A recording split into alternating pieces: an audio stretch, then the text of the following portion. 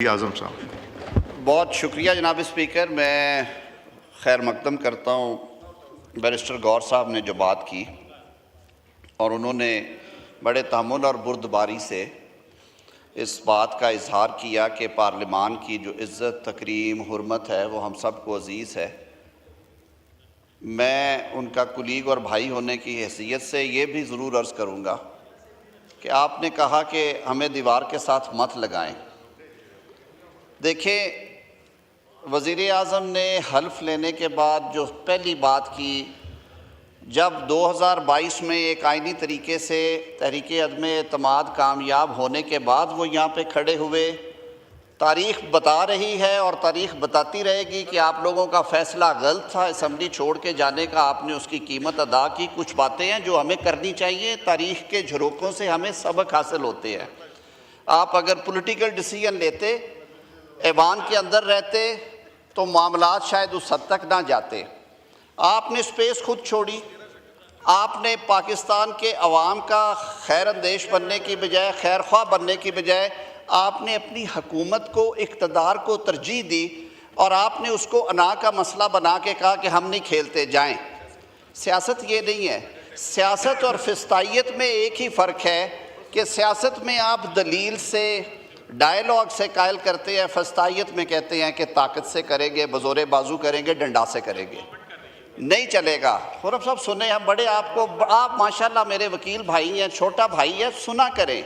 लुकमे देने से तारीख़ नहीं बदलेगी। लुकमे देने से ये भी नहीं बदलेगा कि इस कुर्सी को, जिसको आज आप जिसकी तरफ उंगली उठा रहे हैं, एक आइनी अमल को रोकने के लिए उस कुर्सी में बैठ के आपने मुंतखब ऐवान तहलील कर दिया था, 2 मिनट में तहलील कर दिया था। ये तारीख़ माफ़ नहीं किया करती। जो गलतियां हमने की हैं उनकी माफ़ी भी नहीं मिलेगी, जो इधर से हुई है उनकी माफ़ी भी नहीं मिलती होती। और history is always very reckless. ये आईना होता है, वही मुंह नज़र आता है जो लेके जाते हैं आप उसके सामने, वही करतूत नज़र आते हैं जो किए होते हैं। तारीख़ को जज करने दें। लेकिन मैं फिर एक दफ़ा वज़ीर आज़म पाकिस्तान मियाँ शहबाज शरीफ की वो बात दोहराता हूँ कि पाकिस्तान हैं तो हम सब हैं। पाकिस्तान चलेगा तो इमरान खान को भी आस रहेगी कि शायद वो दोबारा इक़्तिदार में आ जाए। पाकिस्तान रहेगा तो पाकिस्तान पीपल्स पार्टी, पाकिस्तान मुस्लिम लीग नून, तहरीक इंसाफ, मुत्तहिदा कौमी मूवमेंट, दीगर जमातें जो हैं वो सियासत करेंगी।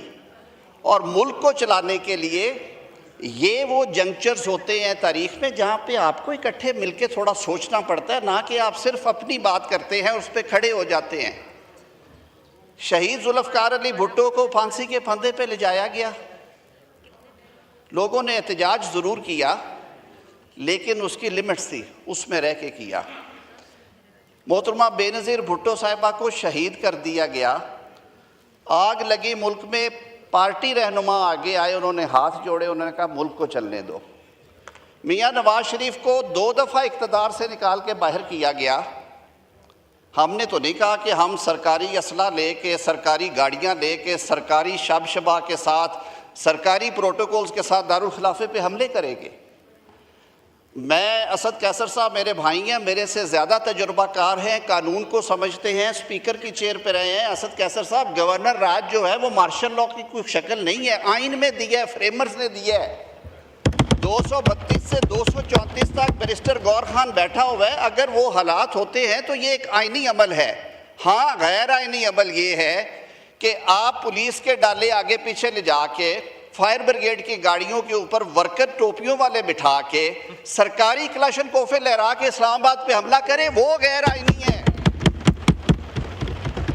माफ़ी दीजिएगा मुझे इन बातों की, लेकिन ये बातें हमें करनी है। आज हमें ऐवान में करनी पड़ रही हैं। ये कर लिया ना, 2 मेंबरान ने आपके तरफ से बात कर लिया, दैट इज गुड इनफ। यहाँ से भी एक ने बात किया नहीं दे। सर, आप सारी बातों का जवाब दें। स्पीकर साहब, मैं सिर्फ ये हाथ जोड़ के ये इस्तदा करता हूँ कि पहले गलतियाँ बहुत हो चुकी हैं। गलतियाँ आपने भी की हैं, अपने दौरे इक़्तिदार में गलतियाँ हमसे भी हुई होगी या कर रहे होंगे। लेकिन इंट्रोस्पेक्शन भी किसी चीज़ को कहते हैं ना, अपने दामन में भी हमने झांकना है।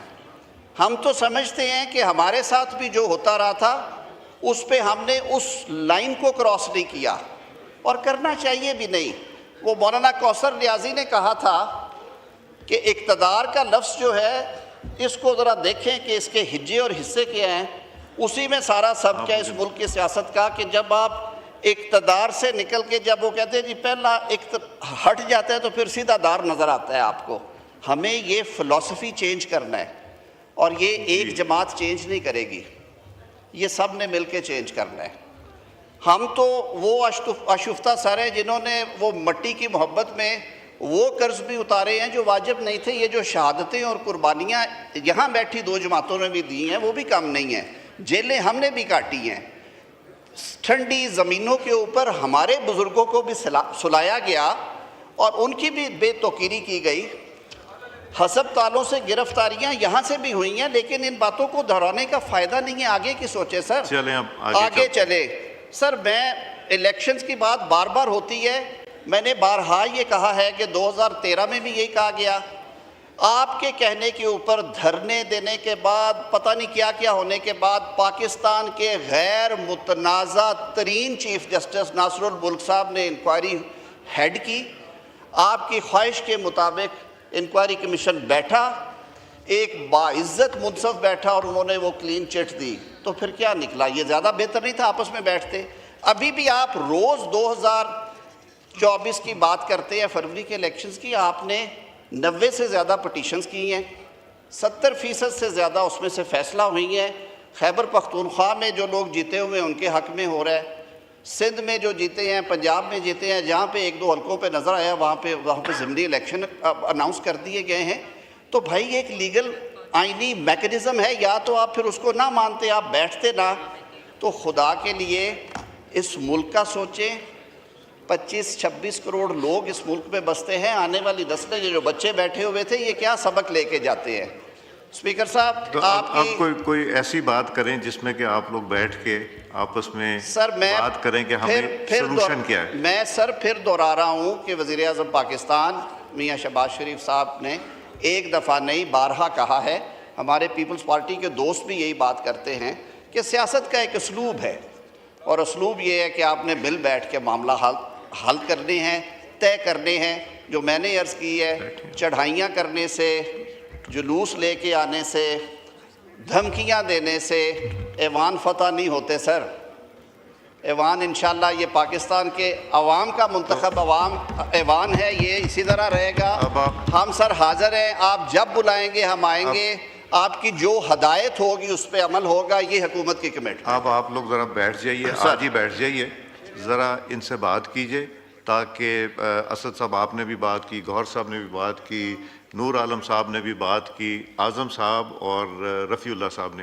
मेरा ख्याल है गुफ्तगू बहुत हो गई है और हर एक ने एंड में बात एक ही की है कि जी बैठ के बात करें, मुल्क के मसाइल हल के। अब हम क्वेश्चन आवर पे आ जाते हैं जी।